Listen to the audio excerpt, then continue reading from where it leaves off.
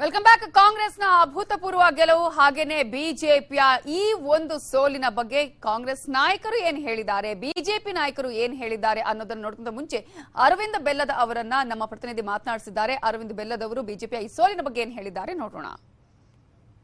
ಧಾರವಾಡ ಪಶ್ಚಿಮ ಕ್ಷೇತ್ರದಲ್ಲಿ ಅರವಿಂದ್ ಬೆಲ್ಲದ್ ಅವರು ಹ್ಯಾಟ್ರಿಕ್ ಗೆಲುವು ಸಾಧಿಸಿದ್ದಾರೆ. ಸರ್, ಕಾಂಗ್ರೆಸ್ ಗೆಲುವಿನ ಮೊದಲೇ ರಿಯಾಕ್ಷನ್ ಏನು? ನಮ್ಮ ಕ್ಷೇತ್ರದ ಕಾರ್ಯಕರ್ತರ, ನಮ್ಮ ಕ್ಷೇತ್ರದ ನಾಯಕರು ಕಳೆದ 5 ವರ್ಷದಿಂದ ಅವಿಶ್ರಾಂತವಾಗಿ ಕೆಲಸ ಮಾಡಿ ಮೋದಿ ಸರ್ಕಾರದ ಯೋಜನೆಗಳನ್ನು ಮತ್ತು ನಮ್ಮ ರಾಜ್ಯದಲ್ಲಿ ಭಾರತೀಯ ಜನತಾ ಪಕ್ಷದ ಯೋಜನೆಗಳನ್ನು ಜನರಿಗೆ ತಲುಪಿಸುವಂಥ ಉತ್ತಮ ಕೆಲಸ ಮಾಡಿದ್ದಾರೆ. ಅವಿಶ್ರಾಂತವಾಗಿ 5 ವರ್ಷದಿಂದ ದುಡಿದಿದ್ದಾರೆ. ಅದೇ ರೀತಿ ಎಲೆಕ್ಷನ್ ಟೈಮ್ದಲ್ಲಿ ಕೂಡ ನಮ್ಮ ಪಕ್ಷದ ಕಾರ್ಯಕರ್ತರು, ನಮ್ಮ ಪಕ್ಷದ ಹಿತಚಿಂತಕರು, ನಮ್ಮ ಹಿತಚಿಂತಕರು ಅವರೆಲ್ಲ ಹಗಲು ರಾತ್ರಿ ಕೆಲಸ ಮಾಡಿದ್ದಾರೆ. ಈ ವಿಜಯದ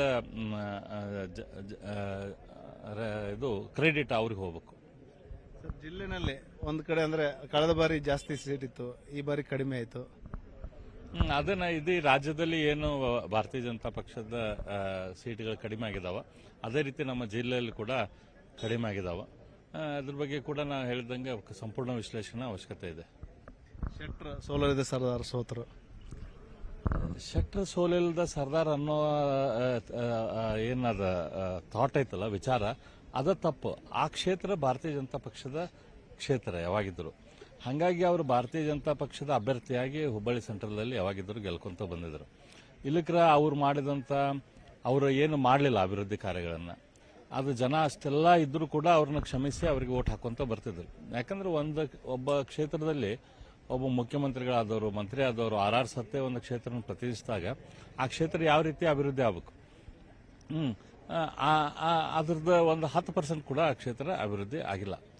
ಆ ಸಿಟ್ಟು ಇದ್ದಾಗೂ ಕೂಡ ಜನರು ಭಾರತೀಯ ಜನತಾ ಪಕ್ಷದ ಅಭ್ಯರ್ಥಿ ಅನ್ನೋ ಕಾರಣಕ್ಕೆ ಜಗದೀಶ್ ಶೆಟ್ಟರ್ ಸಾಹೇಬರಿಗೆ ಇಷ್ಟು ದಿನ ಆರಿಸ್ಕೊಂಡು ಬರ್ತಿದ್ರು. ಇವತ್ತು ಅವರು ಭಾರತೀಯ ಜನತಾ ಪಕ್ಷ ಬಿಟ್ಟು ಕಾಂಗ್ರೆಸ್ ಪಕ್ಷ ಸೇರಿ ಏನು ಟೊಪ್ಪಿಗೆ ಹಾಕೊಳ್ಳುವಂಥ ಕೆಲಸ ಮಾಡಿದರು. ಅದು ನಮ್ಮ ಕಾರ್ಯಕರ್ತರಿಗೆ, ನಮ್ಮ ಮತದಾರರಿಗೆ ಬಹಳ ನೋವನ್ನು ತಂದುಕೊಂಡು ಆ ಸಿಟ್ಟು ಐತಲ್ಲ, ಇವತ್ತು ಆ ಮತದಾನದ ರೂಪದಲ್ಲಿ ಹೊರ ಬಂದೈತಿ.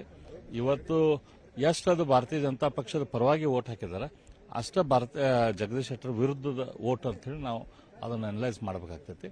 ನಾನು ಶುರುವಾತಿಗೆ ಹೇಳಿದ್ದೆ 35,000 ಮತದಿಂದ ಅವ್ರು ಸೋಲ್ತಾರಂತೇಳಿ. ಅದೇ ರೀತಿ ಇವತ್ತು ಅವ್ರ ಸೋಲು ಆಗೈತೆ.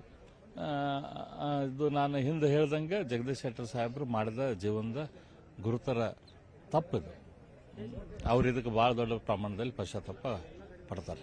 ಬಿಜೆಪಿ ನಾಯಕರು ಹೇಳ್ತಾ ಇದ್ರು 150 ಸೀಟ್ ಗೆಲ್ತೀವಿ ಅಂತೇಳಿ, ಅದು ಉಲ್ಟಾ ಆಯ್ತು.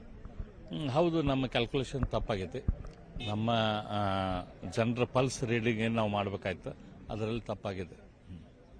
ಇದು ಅರವಿಂದ್ ಬೆಲ್ಲದ ಅಭಿಪ್ರಾಯ ಇದೆ. ಒಟ್ಟಾರೆ ಏನು ನಾನು ಗೆದ್ದಿದ್ದೀನಿ ಮತ್ತು ಶೆಟ್ಟರ್ ಏನು ಪಕ್ಷಾಂತರ ಮಾಡೋ ಮೂಲಕ ಸೋಲನ್ನು ಅನುಭವಿಸಿದಾರೆ ಅನ್ನೋ ಒಂದು ಮಾತೇನಿದೆ. ಕ್ಯಾಮ್ರಾಮನ್ ರವಿ ಜೊತೆ ಶಿವರಾಮ ನ್ಯೂಸ್ 18 ಹುಬ್ಬಳ್ಳಿ.